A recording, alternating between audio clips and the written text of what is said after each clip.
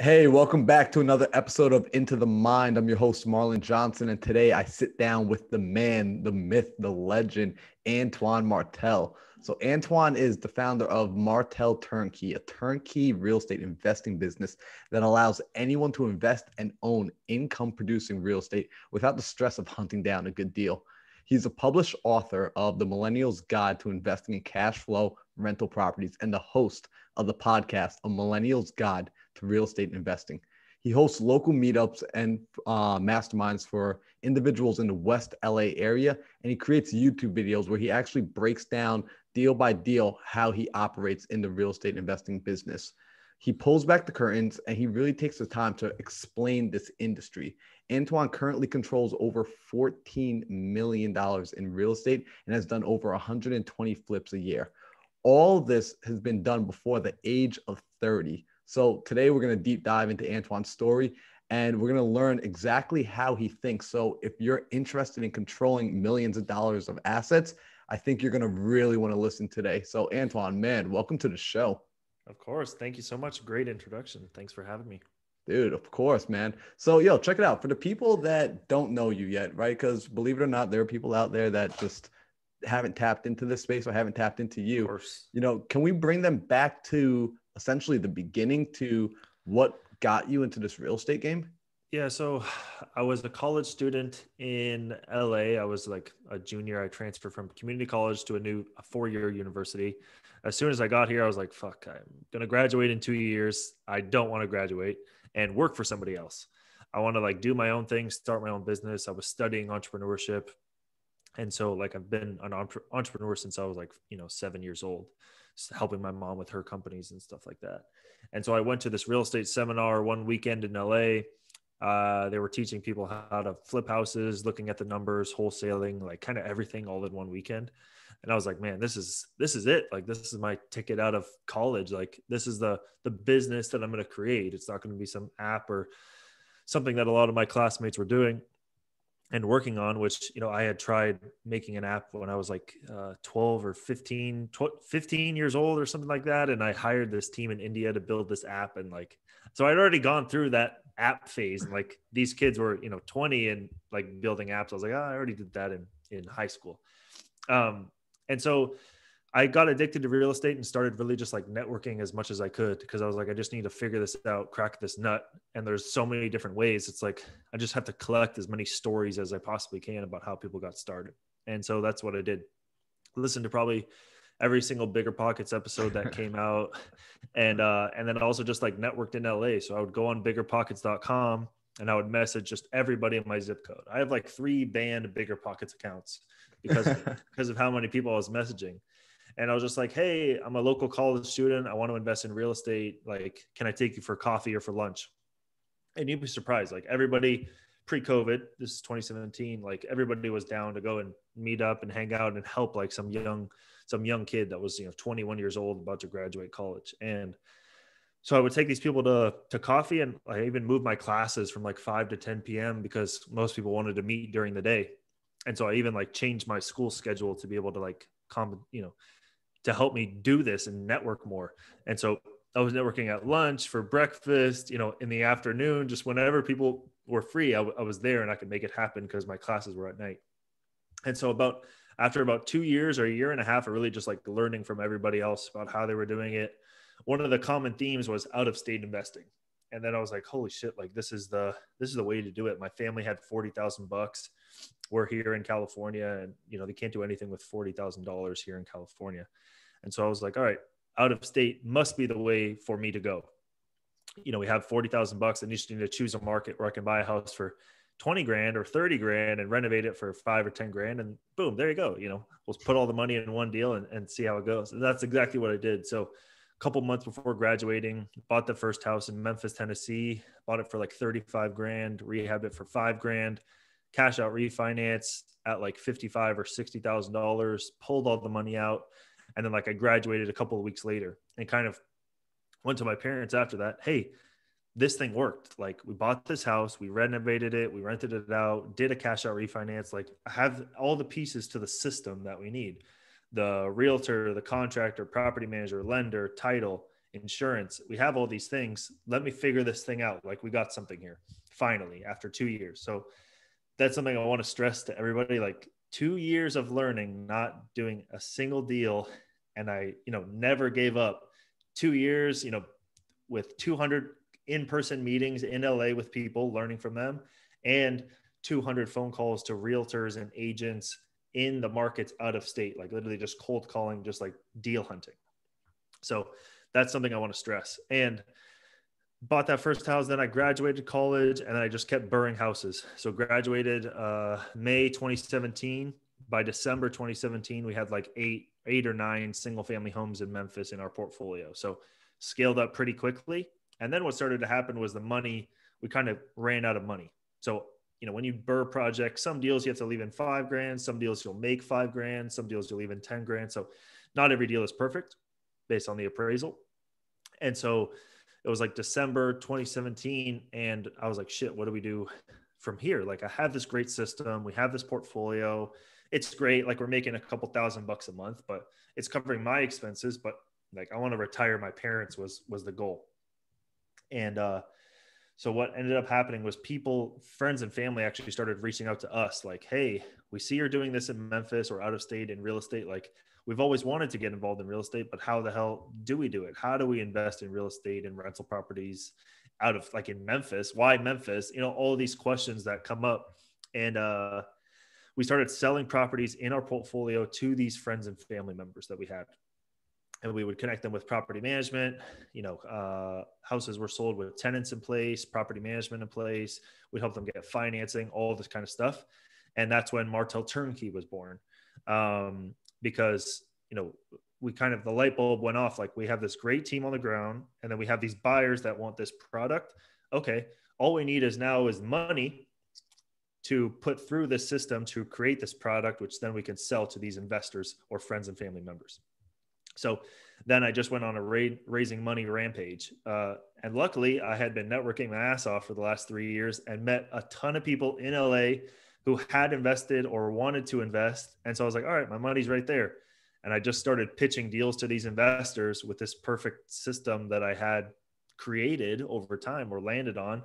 And so that's when the turnkey business started in January 2018. And we've been doing it ever since. And we're doing probably like 10 to 15 houses a month right now in Memphis, Tennessee, and Cleveland, Ohio.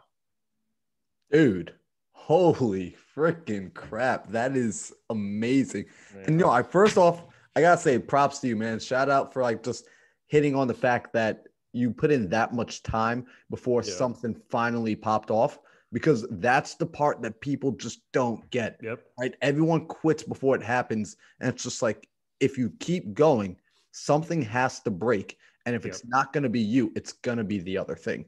It's eventually going to let you in. So that's amazing. I had no idea that's how it started. I love to hear how you literally changed the schedule, because networking is so freaking crucial. Yeah. And, that's actually going to be a question I was going to ask later. But while we're here on this topic, I do want to dive into that for a second, because I think a lot of people think networking is something that they can do like in addition to, like as an additional bonus to their business. But then when you really dive into it, this business is done by people.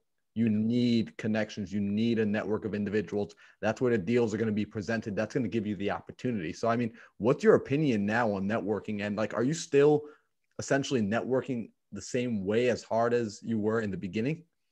Great question. So that's where social media came in. So you wonder why I post on social media every single day. Well, the amount of money I've raised through Instagram with my shitty little 80,000 followers, I don't 80,000 people, right? It's not like I have 2 million people or 100, I'm not Grant Cardone with 1 million followers, right? But with the impact that I've been able to have on those 80,000 people, I mean, I've raised like tens of millions of dollars from Instagram because of that, because I show up there every day. I'm a real person. I'm transparent about what I'm doing, the deals I'm doing, the shit that's happening to me, the bad stuff as well. So these people, like, it's like they're almost like part of my life. And then, they're watching my life for 3, 4, 5, 6 months. And they're like, hey, you know what? This kid is, as if there's a problem, he's transparent about it. If something goes bad, he's transparent about it. If something's good, he tells us, the facts, the numbers, etc. And so I think that's one of the reasons I've been able to raise so much money. And it was funny. I was on Clubhouse yesterday and somebody was like, I got into real estate because I didn't want to deal with people. I wanted to deal with properties and wood and nails and stuff. And he's like, well, that was fucking wrong. Like, it's complete opposite of that. Like, I'm dealing with people all day. It's not even about the houses. The house is just the thing that we're transacting, but it's all the people business. And it's a very small community, very small world that we live in, the real estate investment side of the real estate, business or economy. So yeah, I mean, network is probably one of the most important things, especially when you're getting started, because a lot of those people, if you add value to them in the right way, a lot of those people will let you ride on their on their bandwagon and really like lift you up and get you through, get you into that first deal, which is the hardest thing, is getting into that first deal. And so I found a lot of people in this industry are very transparent and very open, and you just got to find a good group of them. 5, 10, 15 people that are, in your circle that are willing to share information with you. And I've been doing a lot of that stuff just through social media by sharing, like, I'm no expert, and I'm like literally just if you go back to my first Instagram post when I first started doing this real estate thing, it was like, dude, it was the shittiest thing ever. It was like me like this, like, all right, guys, today I'm, looking at Zillow, and like, you can literally go, like, the posts are still there. And, it was just me like explaining what I was doing. And it's crazy now to look at it, because it's like, it was my first apartment. I was like just graduated college. So it was like in 2017, these posts, and like, I'm like, trying to figure, I had only done like 1 deal or 2 deals, and I was like raising money for new deals and just started posting. And so social media has been a big proponent of that. And then also just like doing right by your investors and people that are either buying your product, because I have that, weird thing, I guess wholesalers too, for your investors, like just being completely transparent about what if you don't know about it, like, don't talk about it, but just being transparent about what you do know about the product. And that's kind of created this, this marketing system that kind of just funnels itself just based on referrals, and people want to do business with us because XYZ person told them about us. So do business the right way, and the money and deals are going to come to you. Man, I freaking love it right here, because, honestly, it's something a lot of people struggle with, right? It's a lot of people, they're just like, yeah, how do you post so many videos? How do you get out there? How do you put yourself out there? Well, it's exactly that. You put yourself out there. You begin the conversation. You let people see where you're at. I think a lot of folks get caught up in the idea that you do have to, in their mind, right? You have to be perfect before you begin to present, right? Before the product can go out to the marketplace, it has to be perfect. Well, guess what? If that was the case, we would have started with the iPhone 12, right? There wouldn't have been 12 iterations of it up until this point. So the same thing with us, right? As we're out there, I love that you said, like, you could go back to your first IG post. And I encourage people, if you're listening right now, go find your favorite person and scroll back and go to like their first IG post. It's probably like a picture of like their feet in the sand, like some crappy old Android picture. Like, it's real. And there's power in that. Yeah, or go to the craziest one is Joe Rogan's podcast. You go back, I don't know if you've seen the old clips from him, but I mean, now has a Shopify deal, $100 million. Please go back to just a few years ago when he had like the worst camera angle I've ever seen. And like, it was in like some tiny little thing where like his back was to the wall. It was absolutely horrible. It looks like they were filming it on a potato. And, look, fast forward 3 years, because it wasn't about it's not about, at the end of the day, it's not about the quality. It's not about what you look like. It's about what you're saying and the value that you're giving to the person on the other end. Right. So, and those, looking at Joe Rogan is like, it's literally that. I mean, he was nothing about, nobody gives a shit where he was or what he was doing or anything like that. It was just about what he was saying and the value that he was providing to the listener. Freaking love it. And that's the thing, right? You continuously provide consistent value over and over. And every time you show up, people begin to anticipate, because essentially that's your brand, right? People are like, man, like if I work with Antoine, like I know for a fact that he's going to be honest. He's going to be trustworthy. If things do F up, like he's going to at least let me know. So like I'm going to get bad news delivered immediately. But because of his business practice, even if things do mess up, I anticipate that he'll be able to fix it and that he's going to work his ass off to fix it, which is crucial.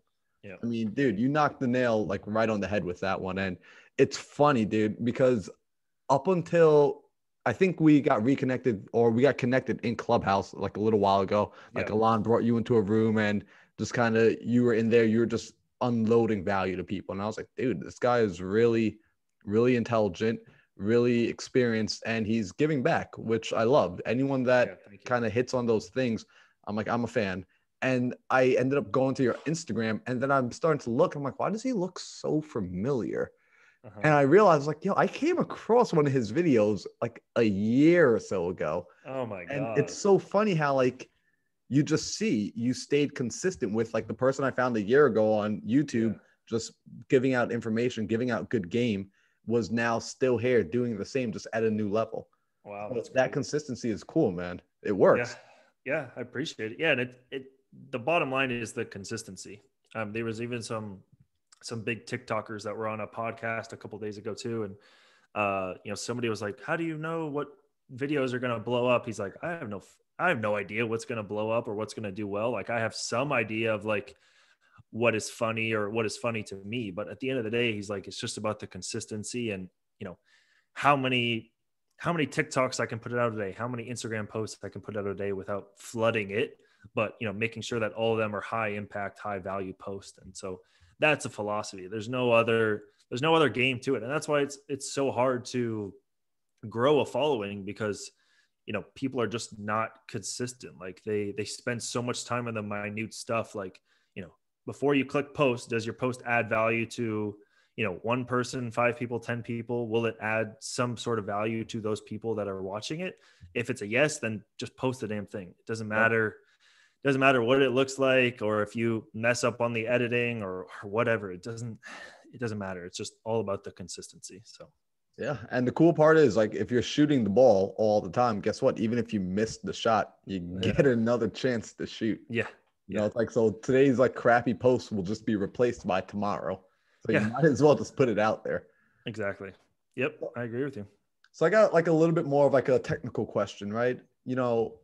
We spoke about this a little bit on Clubhouse, and I appreciated your answer. So I would love for you to share it again, which is market analysis, right? So as you're looking at a market that you want to get into, how much market analysis are you doing? Because I find that it's something that's not really spoken about. Maybe it's just the circles that I'm in, but I find that I was taught market analysis, but I find no one else really talks about it. Yeah.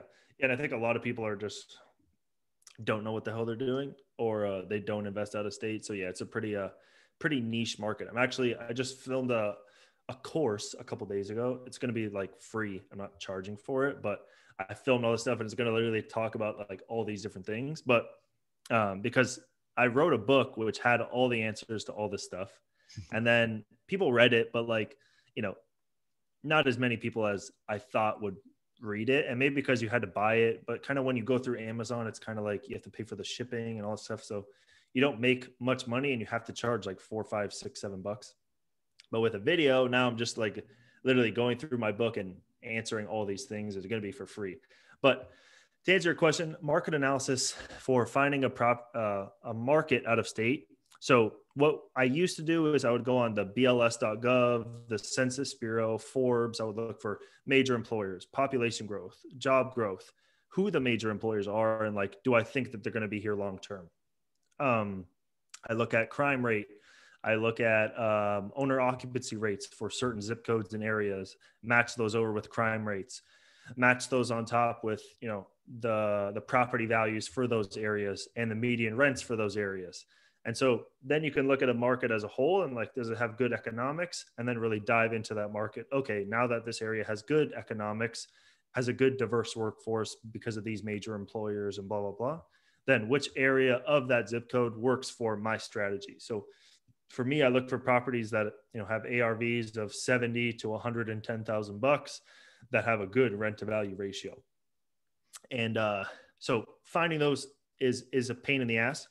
You have to go to Census Bureau, BLS.gov, Bureau of Labor Statistics, and all these different websites. We made a website to make it easier for all of you guys listening. It's investor-list.com, www.investor-list.com.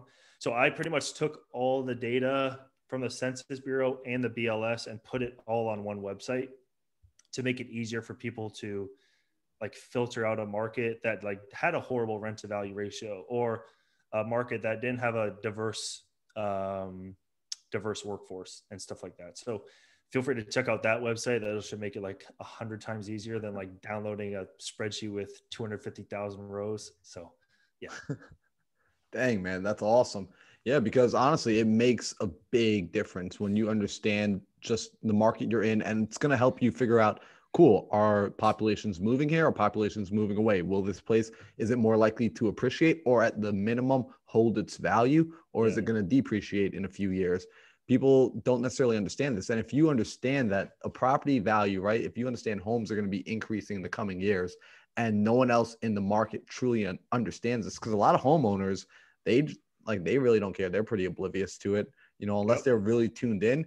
They're just looking at what's happening today. Great. If you can kind of predict the future, you're not predicting the future, but in a sense, you kind of are, because these things are like massive, like tankers. Like once they're heading in a direction, they're not switching direction all that quickly. For the most part, unless we get these crazy black swan events every single year and we have another, I don't know, COVID 3.0 2022, for the most part, things are going to go about in the same direction they've been heading. Yep. Because that's just how it works with these big companies. So that's cool to hear you say that it's something that's important to you, because again, I'm on YouTube Academy. I'm on podcasts a lot, and you don't find many people talking about it because it's not the like the sexy item, right? Talking about market analysis. Yeah, for sure. I mean, there was something else I was going to mention about that too. So there's a couple, you can kind of reverse engineer it as well. So like, for example, we took like our top 5 zip codes that we're investing in right now. And we said, okay, what makes these great zip codes? And so it was that the median house price was like 100,000 and the median rent was like $1,200. So we're like, okay, cool. Like we take this data, and then you can go to websites like Investor List or BLS.gov and download data like the median rent and median home price for certain zip codes, and literally just like if you're in the game already, like take your top 5 zip codes, look at some key metrics that make those places good. So for us, median rent, median property value, rent to value ratio was 1.2 or greater as a median. And then also it was low crime. So, okay, we literally downloaded all the MSAs in the entire country, or all the zip codes in the entire country. It was like, I don't know, 300,000 or something ridiculous zip codes. And then you just filter out all that data, and you can find other zip codes in the US that are like identical to what you're looking for. And so we just did that over the weekend, and it was pretty interesting. There was like so many places in the country that we never thought about. Youngstown, Ohio, Detroit, Michigan. So I've been looking at Detroit the last couple of days because the data literally pointed me there. And then kind of reverse engineering what I just said. So now looking at who are the major employers in Detroit? How is the crime in Detroit for these zip codes that I want to invest in, right? So yeah, I mean, there's a million ways to do it. It's just, you kind of always have to be like looking for the next market. And that brings up another point too. A lot of people are looking at these articles or blogs online, the top 10 real estate markets to invest in. And a lot of this is pulling data from the past. So what that means is that they're looking at, hey, Austin, Texas. So for example, you go to a lot of these things, Austin, Texas, the best place to invest. No, it's the worst place to invest. It's too damn late. You should have been there 5-10 years ago, right? So they look at like, oh, the property values have been increasing by 25% year over year. Now the median home prices are $250,000 when 10 years ago they were $75,000, $100,000, right? So for me, that's way too late. I got in, I should have gone in before the curve, not after the curve. That's like buying a stock at the top of the market. It makes no sense. So you have to think the same way. Just, it's basic. Just, do you want to buy a product at the top of the market or a stock at the top of the market? No. You want to find, just like a Warren Buffett philosophy, you want to find a real estate market that you think is going to exponentially grow over the next 5 or 10 years for these reasons. And then, diversify your bets in 5 or 6 different markets across the country where you feel strongly that it's going to, move forward in a good direction, an upward trend direction. And for us, that was Memphis, that was Cleveland, that was St. Louis. And then we went and visited those markets, and then we began, fell in love with those markets even more, and really saw the potential that nobody else is seeing, because nobody goes and like flies around to Midwest markets and like is like, oh, yeah. Like people go there to vacation or something, but they just stay in downtown. They don't like go to the neighborhoods, look at the new developments. Nobody does that. So by going out there, doing the data research, finding a market that's not hot, that you think is going to be hot, and then finding 5-6 markets like that and putting money in each one of them, that's how you can create massive wealth over time through real estate. Dang, man. Seriously, you were just like dropping bombs on people. Like, I feel like you just like blew so many people's minds where they're like, man, I've been finding my markets by Googling top 10 markets. Oh my God. The worst thing to type in Google. Yeah. It's like it, but it's exactly what you said. It's the same thing as the stock market, right? It's like shopping for a stock by saying top 10 stocks to buy. Like at that point, if the rest of the world knows it's the best stock, it's not the best stock anymore. Exactly. It's like you got in way too late. So that's key. So essentially, it sounds like, first off, you got to be willing to do the hard work, and more than willing, you actually got to do the work, right? Yeah. Because there's no way around it. You sit there, you crunch the numbers, you crunch the data. What's cool about numbers is they can't lie. They're completely unbiased. And like, that's why I love about Alon, it's like anytime I talk to him about anything, he's immediately like, all right, so what are the numbers? Yeah. It's like, dude, don't you want to hear about anything else? No, tell me what the numbers are. The numbers first. Yeah. First. And then if the numbers don't work, I mean, there's certain markets. So Cleveland, Ohio, population's been decreasing. So like when you're looking at a new market like that, like population's decreasing, then, as long as you have a reason for that population to be decreasing and why you think it's going to change over time. And then you go to that market and you ask people like realtors or property managers, hey, the population's been decreasing for 30 years, but what do you think is going to happen in the next 5-10 years? Oh, that's about to stop because X, Y, Z. And then you take that, times 5 or 10 people that say the same exact thing. It's like, oh shit. Okay. I guess this is a real thing that is going to turn around. Right. So yeah, to go back to what you're saying, I mean, yeah, it's about the numbers first, because if the numbers don't make sense, it's not going to make dollars. So it all starts with the numbers. And then after that, you can kind of, if you really want to go down a path, you kind of have to come up with, in talking with people and networking, going back to the first point, it's all going to, if you can come up with something that's going to make something make sense in the future, then, maybe you should make that investment. You know what? And you tapped on something big, right? Because a lot of people are now tapping into the power of virtual, right? They're tapping into the power of, I can do this all through the computer and through the phone and things of that nature. But, you also said you still make a trip, right? You get into a plane, you fly over to these places, and you actually go walk the streets, go check out the properties, talk to face-to-face, belly-to-belly with these individuals. And it makes a difference. Like before this, I told you I worked the Wisconsin market, right, up in Milwaukee. And actually, after I did my first 2 deals, I got into a plane, flew out there, and walked the streets to go see, like, where the heck am I calling? What am I talking to? What am I doing here? And now I'm like, oh, okay. Like, I see why there's opportunity here. It makes total sense. But before you do that, it's like your brain needs a picture. And when it gets a picture, it can do so much more. It can process way faster. Yep. Yeah, I agree. And I think people always need to get out there and feel out the market. If you're buying a turnkey product that's already kind of done for you, like I normally don't recommend my clients go, like some of them are, I want to go see the house before I close. I'm like, honestly, like you're not gonna be able to get in. You can drive to the neighborhood. So it depends on what you're trying to do. If you're trying to wholesale and you're like talking to the sellers or homeowners, yeah, it feels good to kind of go to their neighborhoods, see what conditions they live in, what kind of properties they are, et cetera, et cetera, et cetera. If you're flipping houses, if you're doing apartment buildings, especially, like you need to get out there yesterday. So it depends. If you're the only thing, I guess it's the only thing is just if you're buying turnkey rentals that are done for you from a turnkey provider, most of the time our clients don't go out and visit, but you're right. If you want to be on the investment side, doing fix and flips or negotiating with sellers, yeah, I definitely recommend a trip to even just go meet your team members too, because just the relationship you have with those people on the ground.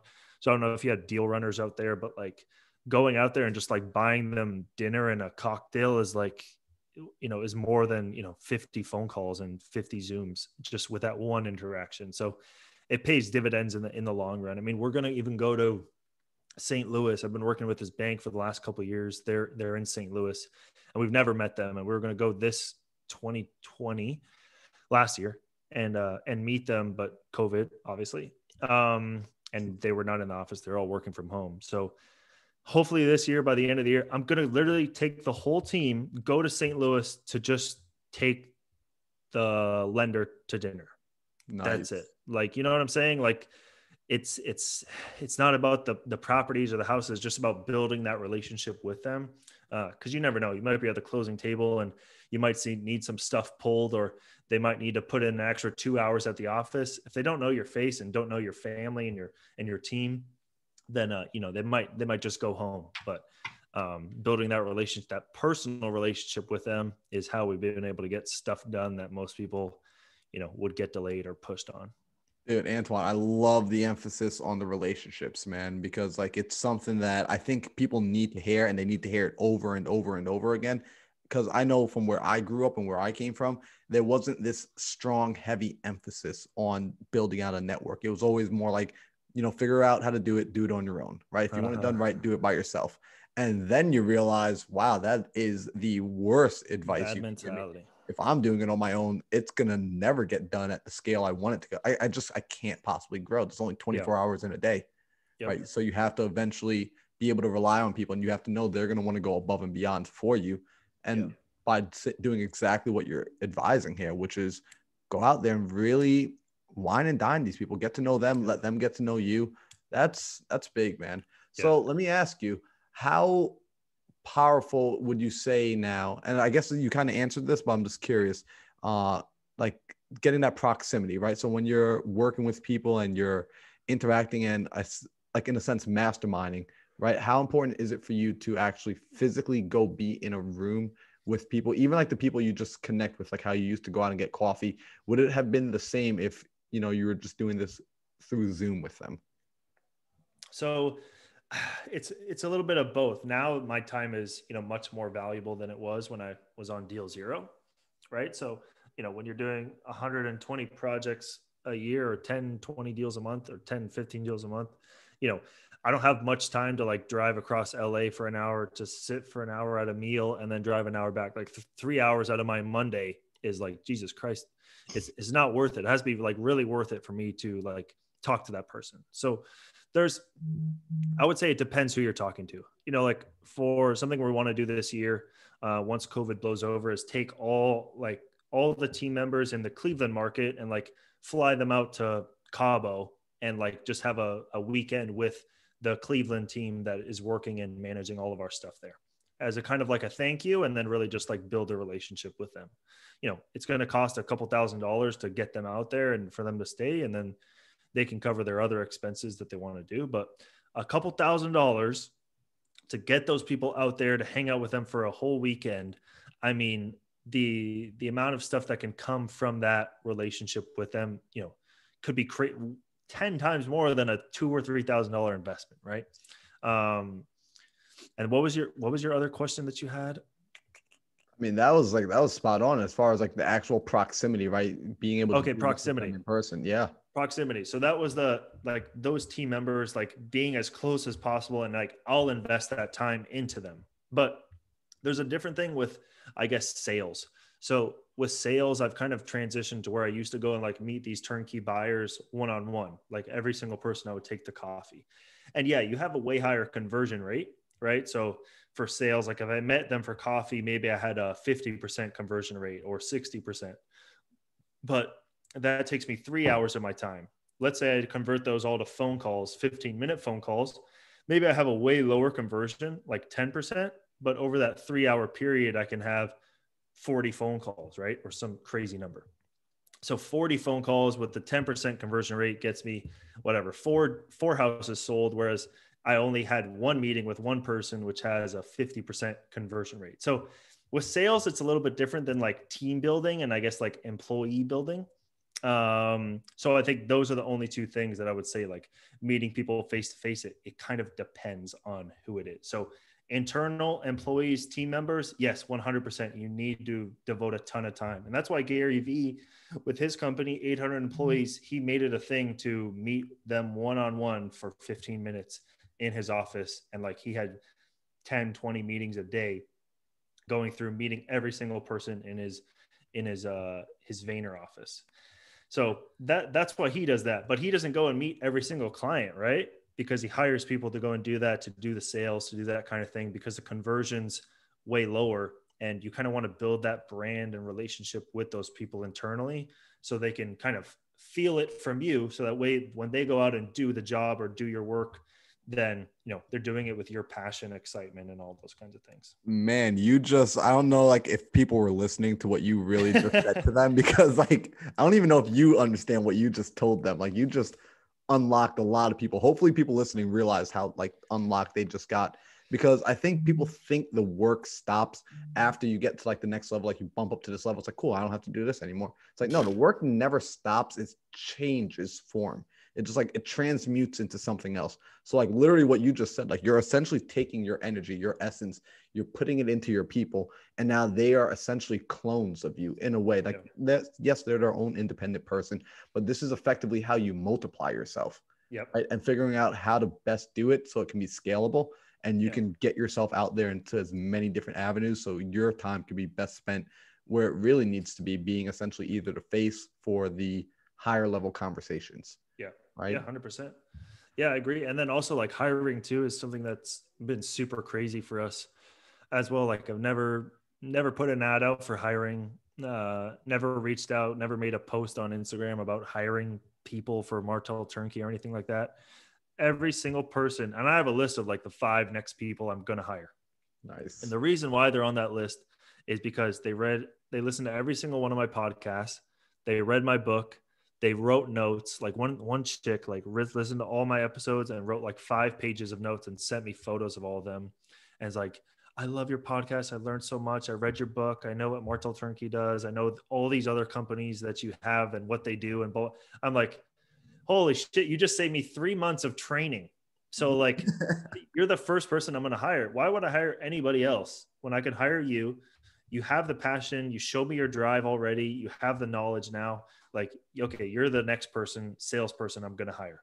And literally we have like 2 or 3 people that are kind of in that pipeline of people that just like, you know, out of 80,000 people, there's only like 80,000 followers just on Instagram. Let's say there's 2 or 3 people that have kind of done that whole process and reached out to me and said like, hey, can you help me with this? Like I had these couple questions, and I'll literally if they do that, I'll literally get on the phone with them and be like, yo, thank you so much for listening to all this, you know, me talking about all this junk and reading my book and blah, blah, blah, blah, blah.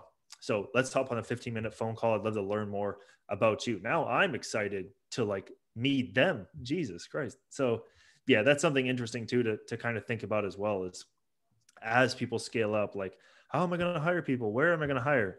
Man, the people are kind of right in front of you. And then I hired both my roommates as well, because they were kind of like listening to me for 2 years talk about real estate. They already knew it.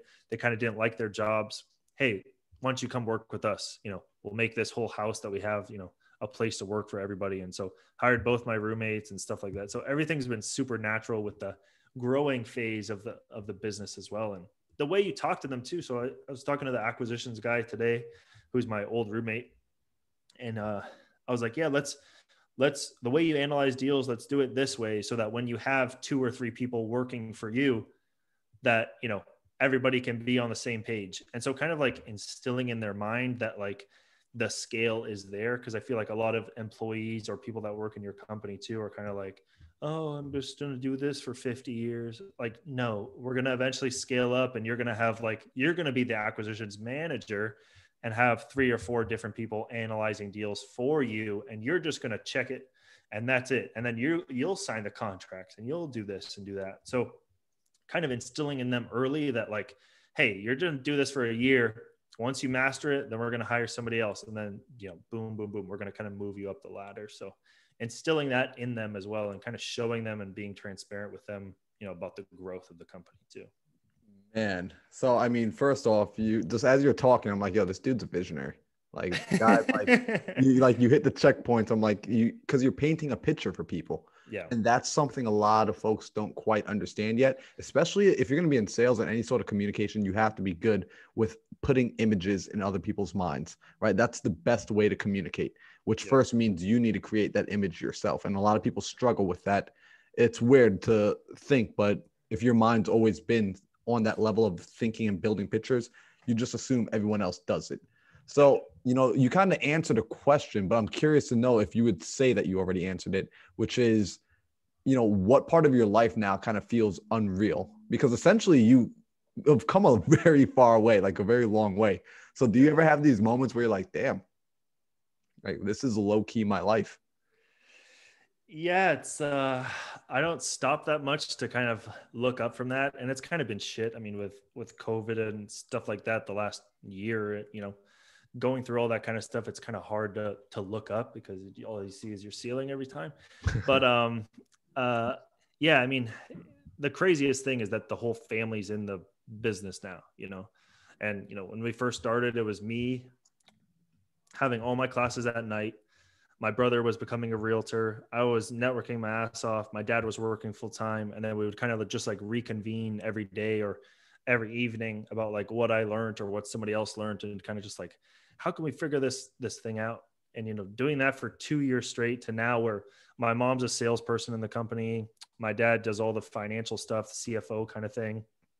And the accounting and all that kind of stuff. And so it's kind of, that's the craziest part, is that now, it came from this small little thing about buying houses in Memphis to now, helping our clients, make over $50,000 a month in net cash flow. Yeah. And then, now tomorrow is actually a big closing day for us, an apartment built. We haven't even talked about this, but in 2019, I bought about 100 units of apartments in Midtown Memphis. And a couple of those buildings are selling this year. So 2 years later, we're selling a couple of those buildings that, where we bought them for 400 grand. They're selling for 1.2 million. Another one will be bought for $1 million. They're selling it for 2.2 million. And those close one of them closes tomorrow. And then one of them closed in the next couple months. And yeah, it's crazy to see that that's, you told me 3 years ago when I was in college that, Antoine, in 3 years, you're going to hire, your two best friends, Hayato and Thierry. They're going to work for you. Both your parents are going to quit their full-time jobs to come work at the company. And then I hate saying work for you. It's work with you. God damn it. See, I keep messing up. You're going to hire both your roommates to work with you. Your parents are going to work with you. Your brother is going to move to Memphis. I mean, it's just, and you're going to be doing 10, 15 projects every single month. I would tell you, get the hell out of here. There's no way in hell that's going to happen. So, but it's hard when you're such a workaholic that you don't really get the time to kind of look up. So that's why COVID kind of messed us up too. But every couple times a week, I would go play soccer, just to cause I don't like going to the gym and stuff. And so when I'm there kind of playing soccer, I'm like, holy shit. Then you kind of get a chance to take a second and breathe and be like, man, this is, while I'm playing soccer, I sold 3 houses and stuff that I used to do all by myself and go to the notaries or whatever. Now it's all kind of automated. So it's crazy. Man, that's funny, dude. I mean, honestly, it's cool to listen to you say that. And it's funny, you actually just answered another question I had for you, which was from the beginning, did you anticipate this sort of growth, or did it just kind of, it's a product? It sounds like it's just a product of, putting your head down and grinding and just kind of focusing on taking one step at a time and just really getting lost in the process. Dude, I was reviewing my goals. So here we go. I was reviewing my goals for at the end of every year. I review the goals I had. I write down what I accomplished, and then I write down the goals for next year. And the what I accomplished is insane. So this was my goals for 2018. 25 deals in 1 year. And that was like a stretch for us, and 5 deals. So 25 deals in Memphis and 5 deals in Cleveland. I think I did 60 deals that year in 2018. So I did way more than I had expected. And I was like, holy shit, and then 5 deals in Cleveland. Cleveland did more deals than Memphis did even. And so, yeah, man, it's insane. writing down the goals. And I think one thing I heard that I really like is people underestimate what they can do in a decade, but underestimate what they can, or people underestimate what they can do in a decade and overestimate what they can do in a year or a month or a day. Right. So it's kind of crazy how, 10 years, like to say something ridiculous would be like, oh, I'm going to be doing 1,000 houses a year. But I mean, play this clip back in 10 years, who knows what could happen. So that's the craziest part. And I only bought the first house in 2017. It's only been a couple of years. It's like, see, I think that right there is the craziest part, because if you think about like what other people spent the same time doing, right? Because essentially we all get the same amount of time, but it's like, what are you doing with it? And one person, like you're just taking it and you're hammering the same thing over and over and over again. Like, yeah, eventually it's gonna chip away. yeah. I mean, that's crazy. So were you reminding yourself each day, like, just like, okay, this is the goal? Like, was there like a daily reminder or a weekly reminder or a check-in, if you will, of just like, hey, this is the direction you're going in, keep going? I know a lot of people do like the daily goal setting and stuff like that. I don't really do that all that much because I was kind of just like pedal to the metal. Like I'd set the goals at the beginning of the year and then just like see if I can just absolutely murder the goals. Whereas if I was like looking at 25 years, 25 deals a year, it might have slowed me down. So that's the thing. I don't know what the right answer is. I know for me that I wouldn't really like check in on my goals. I have them on my phone and maybe I would check in every quarter. And so that's something we did in the company was we have quarterly meetings and we try to go to like new locations. So pre-COVID, we went to like Portland, we went to Cabo, we went to like all these different places to like have our quarterly meeting and like build the Martel Turn Key family like stronger and stronger because we got to know each other better. And then COVID stopped that, but it's interesting to see at every quarterly meeting, like reviewing the quarterly goals and like, did we reach that? Did we do this? Did we do that? Blah, blah, blah. But when you're first starting, I mean, like you're just completely speculating like what you can do. Yep. Right. So there's nothing to base it on. Once you have an actual business that's like, operating as a business in the IRS's eyes, then it's like every quarter, it's kind of like, okay, we have these certain goals and things we want to do. And like, completely exceeding the goals is kind of hard to do once you're at scale. Like, all right, every quarter we want to do like 40 deals, right? Or 30 deals.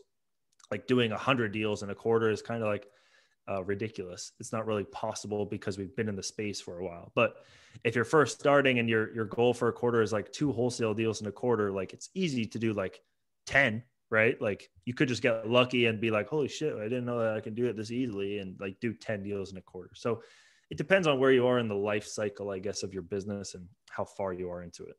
Totally makes sense. Well, listen, I mean, we're running up on time, so I do want to ask you 3 final questions here. Sure. Right? Let's do it. So, I'm really big on lessons learned, right, from going through different things. So what would you say was one of the biggest lessons you learned along the way, whether it came from either a failure or success, or maybe it's something you borrowed from somebody else that you spoke with? Something I learned yesterday was kind of interesting was be boring. So what I mean by that is when you're getting into real estate, there's a lot of shiny objects, wholesaling, flipping houses, apartment buildings, BRRRR strategy, mobile home parks, et cetera. There's a lot of shiny objects and a lot of people preaching a lot of bullshit out there on Instagram that they made $1 million on a wholesale deal or whatever. And it's just like, take it all with a grain of salt, focus on what you're doing, what the team you have on the ground and what cash you have on the ground on hand as well. And just focus on your strategy and be boring. That's one of the things with Martel Turn Key. It's kind of just like same flooring, same paint, same product every single time. 3-bedroom, 1 bath, 1,200 square feet, just over and over and over. And that's how we can do 10 houses a month. You can't do this in Beverly Hills and flipping a $5 million mansion and a $20 million mansion. And that you can't do 10 houses a month. It's impossible. So be boring with your strategy, ignore all the shiny objects, just go down your path, and just think about the 10,000 hour rule. I mean, if you can go and flip 10,000 houses exactly the same way, you're going to have 10 times more experience than anybody else in that. Cause nobody does that. Nobody goes and flips 10,000 houses exactly the same way. But if you do that with the same product type in similar markets or similar year built properties, you already know all the things to watch out for and to look for. So be boring in your business, especially in the real estate business when there's so many distractions. Wow, that is a absolute gem. Like, no, seriously, dude. Like, I watch so many people get like lost and distracted, and I know for myself, like, this is like what I blame in the beginning. Me getting no traction in the beginning was just very much like trying to do a little bit of everything. And then when That's I said, exactly why. like, I'm literally picking a single zip code, and I'm gonna milk the hell out of this zip code until something breaks. And then you start to get traction. You're like, oh, if I get focused on one thing, my brain learns it faster. I can repeat it faster. I can talk on it faster. And yeah, like, I'm not doing everything, but the thing I am doing is working. Yep, exactly. You got it. That's spot on, dude. So, second question here is books, right? Clearly you're taking in information between reading, listening, and talking to people. But would you say you have two books, or what two books would you say you've read that have been just really big paradigm shifts for you, or just like your brain stretched and never came back? Yeah. So Rich Dad, Poor Dad. And then another good one that probably isn't mentioned a lot is Sell It Like Sirhant. It's a sales book. So if you're in sales or anything like that, it's about the guy, Ryan Sirhant, $1 Million Listing New York. The white guy on the show, he wrote a book. And so that's a really good book about sales and building a sales team. So it's pretty interesting and he talks about also scaling a sales team. So that was interesting. Dang, man, that's the first time I got that recommendation. Yep. So, like Sirhan, so I'm definitely going to look into that one. Yeah. All right, man. And final question. This one's my favorite. Let's imagine tomorrow morning you wake up and you are just like a blank slate, dude. Like, I mean, you don't remember anything, not your name, not the last couple of years, college, friends, nothing. You're in a safe space, so you're not freaking out. You're not worried. This isn't like Saw, but like you just are blank. However, there is one little piece of like information in your mind. There's like a little nugget of just knowledge. And for whatever reason, you take it, you accept it, you run with it, and you don't question it, right? What would you want that one piece of wisdom to be that you restart everything with? How much money do I have? Damn, you're the first person to ask a question about that. Let's say you're starting at ground zero, man. Oh, shit. All right, so let's say I have 40 grand. What's the one piece of advice? All right, the one piece of advice I would give myself would be, it's going to be a long sentence. Do I get a whole sentence or what do I get? I mean, it could be like a full, complete thought, man. It's just like, there's like a thing in your head, and for whatever reason, like, you're just running with it. Can I mention people's names then? So like, yeah, sure. You call Jeffrey and add this number in Memphis. Dude, I love that. I would say fly to Memphis, Tennessee, have a meeting with this property management company. Man, that's difficult, dude. I would say take your money and invest it in out of state markets. I would just tell myself exactly, I guess, what I did. There's no other way you can do it with that budget. There's no other way that I could have sped up the process. The only thing I could have sped up the process of was the first 2 years was shiny objects, like not shiny object syndrome. Like I was distracted, but it was kind of like I was testing all the different strategies and learning why they wouldn't work. So I would have just like given myself a word of advice that says, something like, don't focus in California, focus on a market out of state, choose that market with a good rent to value ratio and low crime, call property management companies, build a team, find contractors, burr those properties, then raise money and build a turnkey company. And then eventually use the turnkey company money to buy apartment buildings that are value add projects, sell those buildings, 1031 them into larger buildings, etc. That's what I would tell myself. I love it, man. Because you're like, yo, essentially, I'm just going to give myself the entire play-by-play. Exactly. To rebuild this whole thing. That's it. There's no other better way to do it. With that kind of money, it's hard. Especially right now, too. Like 2017 was a little bit different. You can get like into some deals for 35 grand. So that house I bought for 35 grand, I renovated for 5 grand when I bought it.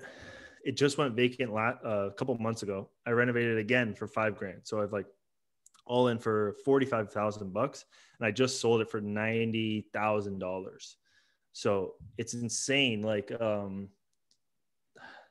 the same thing's going to happen. Like in 3 years, we're going to be like, holy shit, I sold that house for 90 grand. Like we're going to say the same thing. Like it just sold for 150 grand. So the same things keeps happening. So that's why I hate the question, when's a good time to invest in real estate? It's like now. So just get going. The prices are only going to go up. Like we're not going to see another 2008 again in our lifetime. So now is the time. Man, words of the wise. Totally agree with you.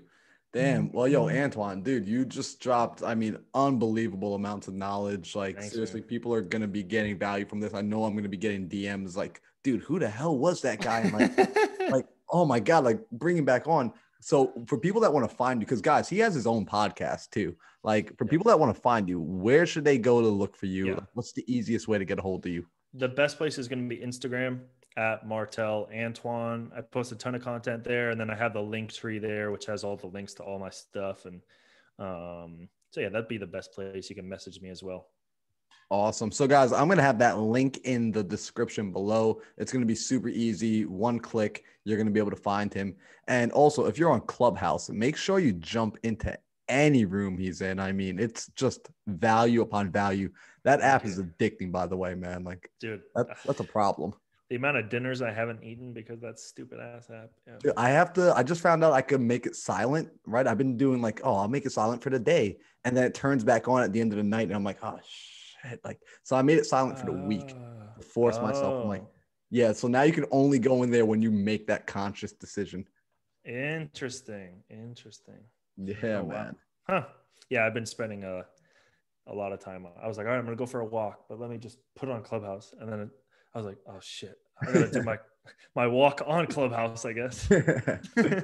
Yeah. But yo, Antoine, seriously, bro, it was an absolute pleasure having you on. And, you know, if there's ever anything that you need, feel free to reach out. You know, if you're ever in New York, definitely let's connect. Yeah, well, for sure.